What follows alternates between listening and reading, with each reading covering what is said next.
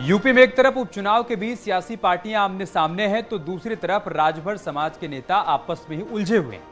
चाहे अनिल राजभर हो, हरि नारायण राजभर हो या फिर रामजीत राजभर, सबके निशाने पर अब ओम प्रकाश राजभर हैं। ऐसा इसलिए क्योंकि जब से ओपी राजभर ने समाजवादी पार्टी से नाता तोड़ा और माफिया पुत्र को पार्टी में शरण दिया, तब से राजभर समाज के नेता उनसे खफा हैं और तभी से ओम प्रकाश राजभर की किलेबंदी शुरू हो गई है। और वो किलेबंदी अब कह सकते हैं कि चरम पर पहुंच गई है।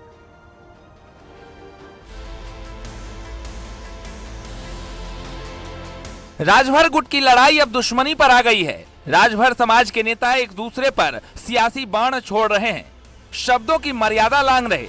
किसी पर माफिया को संरक्षण देने का आरोप लग रहा तो कोई माफिया को टिकट देने वाले को मूर्ख और धूर्त बता रहा। कोई खुद की जान को खतरा बता रहा तो कोई सफाई देते देते नहीं थक रहा।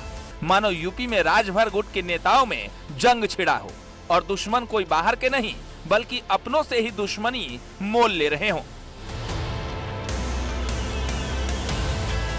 राजभर गुट की लड़ाई में पहला नाम ओम प्रकाश राजभर का है, जो खुद ये नहीं तय कर पा रहे कि वो किसके साथ हैं।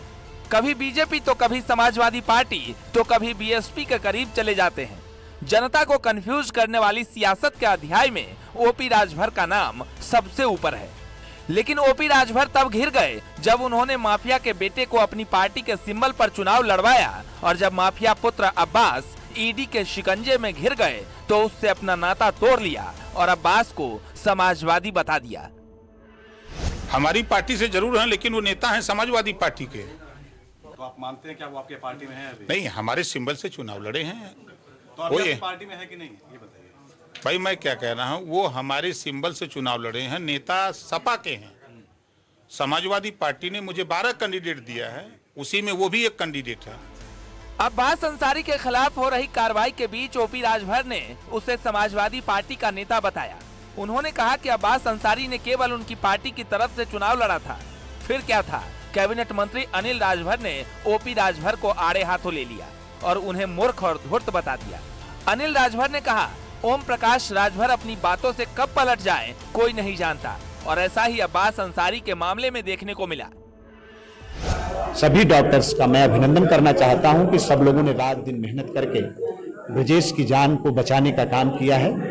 आज उनसे हालचाल करने उनसे ओम प्रकाश राजभर आए थे यहीं पे और अब्बास अंसारी को बोले कि वो समाजवादी पार्टी के कैंडिडेट हैं, ना कि मेरे, वो उनके सिंबल पर लड़े थे। देखिए क्या है कि क्या करवाना चाहते हैं क्योंकि वो उनके बहुत सारे राज जानते हैं। रामजीत ने कहा कि उन्होंने ये खुलासा किया था कि ओपी राजभर पैसे लेकर टिकट बेचते हैं, जिसके बाद से वो नाराज हैं, जिसकी वजह से अब उनकी जान को खतरा बना हुआ है। रामजीत राजभर ने ओपी राजभर को गुंडा तक बता दिया। तो सबसे बड़ा बदमाश अगर उत्तर प्रदेश का है तो ओम प्रकाश राजभर है। इनके द्वारा जो है हत्याएं, बलात्कार, लूट मार पीट होता है। लेकिन आपके चैनलों पर यह व्यक्ति कह चुका है कि उत्तर प्रदेश में, पूरे हिंदुस्तान में हमसे बड़ा कोई गुंडा नहीं है।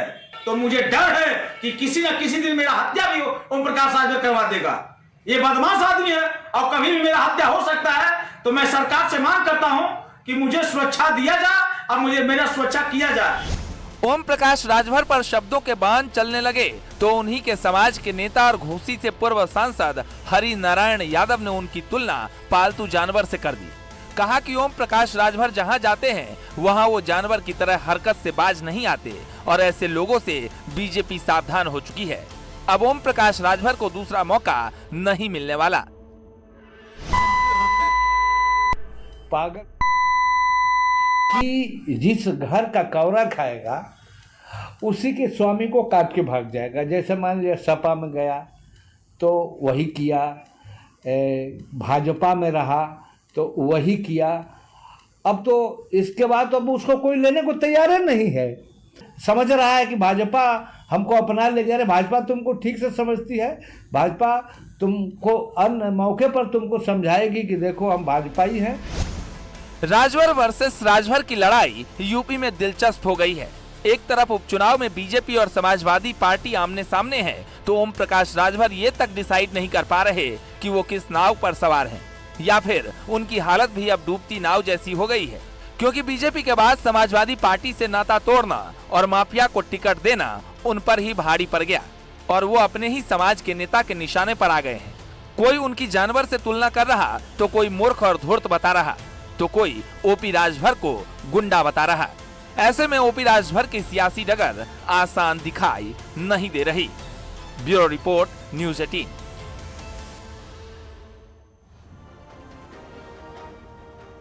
एक तरफ जहां ओम प्रकाश राजभर समाज के नेताओं के निशाने पर हैं, तो दूसरी तरफ उनके बेटे अरुण राजभर एक अलग ही राह पर। वो समाजवादी पार्टी के खिलाफ मोर्चा खोले हुए हैं और मैनपुरी में अखिलेश यादव को सावधान रहने की चुनौती तक दे रहे हैं। में पड़े रह गए और जमई साहब को सामने कर दिए कि मायावती जी पर आरोप लगा दो कि इनका मतदाता भाजपा के साथ चला गया, इसलिए हम हार गए। क्यों नहीं चला जाएगा? आप उनके बीच में कुछ करते नहीं हैं।